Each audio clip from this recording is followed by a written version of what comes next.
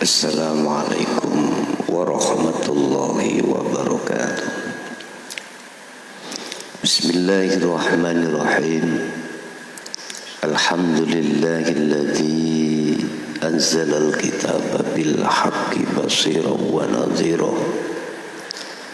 li futuhi qulubil mu'minina wal mu'minat wal muslimina wal muslimat. Asyhadu an la ilaha illallah wa asyhadu anna Muhammadan abduhu wa rasuluh. Allahumma salli wa sallim wa barik alaihi wa ala alihi wa ashabihi ajmain. Sadaqallahul azim, amma ba'da. Bapak Ibu hadirin, saudara-saudaraku dimanapun Anda berada, ketika saat si salib melakukan suluk menuju kewusulan pada Allah, pasti Allah akan memberikan satu ujian, yang ujian ini ada kaitannya dengan duniawiyah.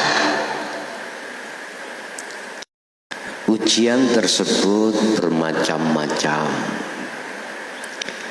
Ada ujian duniawiyah yang bersifatkan muhadharah,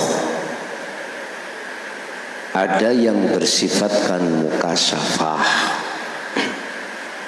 Artinya ujian yang bersifatkan muhadharah itu ada kaitannya dengan fisik, ada kaitannya dengan sandang, papan, pangan. Ujian yang bersifatkan mukasyafah itu ada kaitannya dengan kegaiban makhluk luar nalar akal manusia. Bapak Ibu, izinkan kami akan membahas tentang beberapa ujian, yang ujian ini bisa dikatakan menjadi racun, penghalang, dan bisa jadi dikatakan sebagai obat, media, atau kendaraan. Tergantung Anda nanti menjadikan ujian itu yang bagaimana. Allah sudah menyatakan dalam satu ayat, innama amwalukum wa auladukum fitnah. Perkara harta benda, perkara anak, itu sebagai ujian. Salik itu adalah orang yang suluk. Ada yang mengatakan mujahid, orang yang uzlah. Si salik atau si mujahid itu tujuannya adalah proses perjalanan menuju dan bertemu Allah dalam kemakrifatan. Itu dihadapkan ujian muhadharah yang meliputi, yang terikat dari sandang, pangan, dan papan. Kadang-kadang tiga hal ini itu Allah menghadapkan serba kekurangan, akhirnya kita disebut orang miskin. Itu ujian Allah. Pertanyaannya, lolos atau tidakkah si salik ini ketika saat Allah menghadapkan ujian tersebut?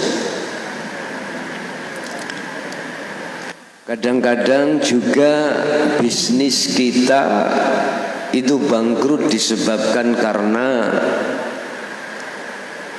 ditipu orang atau dicuri orang, yang pada akhirnya kita bangkrut.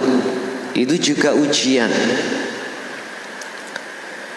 Dan Allah juga suatu saat mengujimu berlebih-lebihan di dalam 3 hal tadi: sandang, paman, papan, pangan. Ini lebih dari cukup. Bisnis lancar, rumah kita bisa memiliki rumah, anaknya 4 jadi dibelikan rumah mewah-mewah kabeh. Nah, bisnisnya lancar. Pangan, apa yang kita makan tiap saat, tiap waktu, tiap hari selalu ada. Ujian Allah dan ujian laksana racun. Pertanyaannya, kita bisa melewati ujian itu untuk bertemu Allah, ataukah justru hati kita, ruh ini kebulet oleh ujian tersebut? Itu jawabannya ada di hatimu masing-masing. Kadang juga kita diuji Allah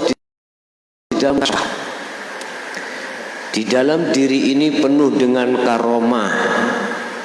Contoh, panjenengan tiap saat dan waktu tahu kliwere malaikat ikut tahu. Tiap hari ketemu Nabi Khidir, tiap saat sampai bisa melihat apa yang orang lain tidak bisa melihat. Kadang juga kita melihat surga dan neraka, alam barzah. Pokoknya di dalam mukasyafa ini dibuka hatimu untuk bisa bertemu. Bahkan hatimu dikasih tahu Allah bahwasanya si A besok meninggal, si B besok meninggal, si C tetangga hari apa akan meninggal. Ini tahu. Bahkan juga tamu yang datang ke rumahmu dengan membawa maksud, sebelum mereka mengucapkan, kau terlebih dahulu dikasih tahu Allah terlebih dulu. Kalau orang ini maksud dan tujuannya gini. Sehingga sebelum orang itu mengatakan, kau sudah mengatakan dan memberikan solusi. Ini ujian. Manakala Anda tertipu atau terbelenggu di dalam mukasyafa itu, maka jangan harap kau bisa sampai pada Allah. Lah, kalau toh itu ujian, bagaimana caranya kita bisa lepas dari ujian tersebut? Sebab kemakrifatan, pangkat kemakrifatan terhadap Allah di dalam maqam musyahadah datangnya itu tidak bim salabim. Ada satu proses tersendiri. Terkait masalah kita bisanya keluar lolos dari ujian, kuncinya hanya satu. Sekali lagi, terkait lolos Anda dari beberapa ujian yang dihadapkan Allah terhadap si salik, itu kuncinya ada satu. Apa? Hatimu jangan kau pergunakan melihat makhluknya yang berupa di dalam muhadharah. Karena semuanya ujian itu makhluk, sama dengan dirimu. Wa yu'min billah, hatimu harus selalu melihat Allahnya. Caranya bagaimana? Belajarlah selalu hatimu berzikir sir dan sirul asrar. Udah, kuncinya di situ. Saya katakan, janganlah hatimu untuk melihat, bukan mata dohir ya, mata hati. Janganlah mata hatimu kau pergunakan melihat makhluknya. Ini yang namanya yakfur bittauhid. Larilah dari itu. Wa yu'min billah, dan hatimu harus lari pada Allah, melihat Allah. Caranya bagaimana untuk melihat Allah? Belajarlah selalu, istiqomahkanlah selalu hatimu untuk berzikir nomor 2 dan nomor 3, sir dan sirul asrar. Masalah zikir sir dan sirul asrar sudah bisa dibuka di YouTube, bab zikir sudah saya jelaskan dengan komplit. Bapak Ibu hadirin rahimakumullah, ini cara untuk kita bisa lolos dari ujian Allah. Mengapa Allah kok memberikan ujian seperti ini? Kadang-kadang kita diuji Allah lewat serba kekurangan, hati gersah. Kadang-kadang kita diuji Allah lewat berlebih-lebihan, hati lalai pada Allah. Itu disebabkan karena kurang maksimalnya hatimu menyibukkan berzikir pada Allah. Bahkan Allah langsung mewajibkan Muhammad, menyuruh terhadap Muhammad mulai pagi sampai sore sampai malam untuk selalu bermunajat, selalu berzikir pada Allah Subhanahu wa taala. Wadhkur ismahu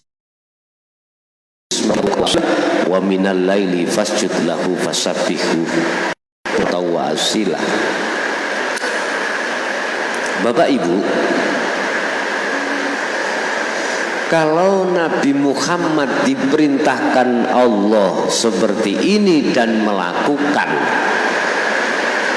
itu, secara tidak langsung Allah juga memerintahkan.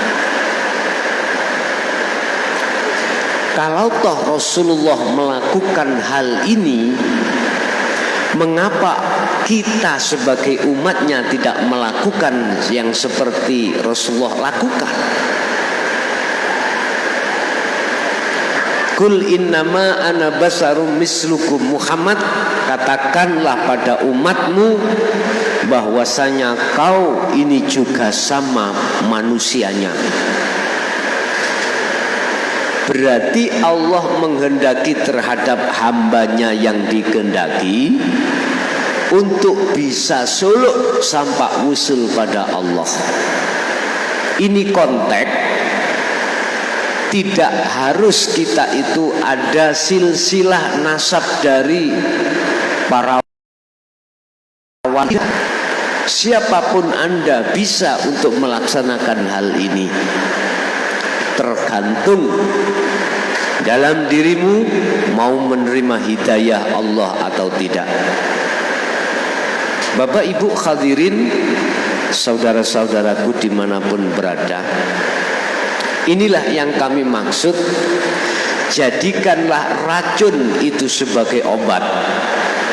Jadikanlah ujian itu sebagai wasilah atau sebagai media atau sebagai tumpaan untuk bisa sampai pada Allah.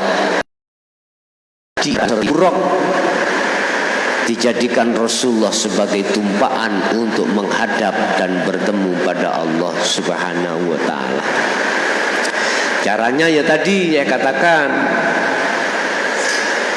jangan terbiasakan hatimu melihat makhluknya. Biasakanlah hatimu untuk melihat Allahnya. Yang kami maksud Allah di sini bukan sebuah nama, tetapi Allah yang kami maksud adalah hidup pada diri Anda dan di luar diri Anda. Bapak Ibu, itulah sedikit apa yang bisa kami sampaikan. Semoga ilmu ini betul-betul menjadi ilmu yang bermanfaat terhadap diri kita. Kurang lebihnya mohon maaf. Akhirul kalam, hadanallahu wa iyyakum wal afa minkum. Assalamualaikum warahmatullahi wabarakatuh.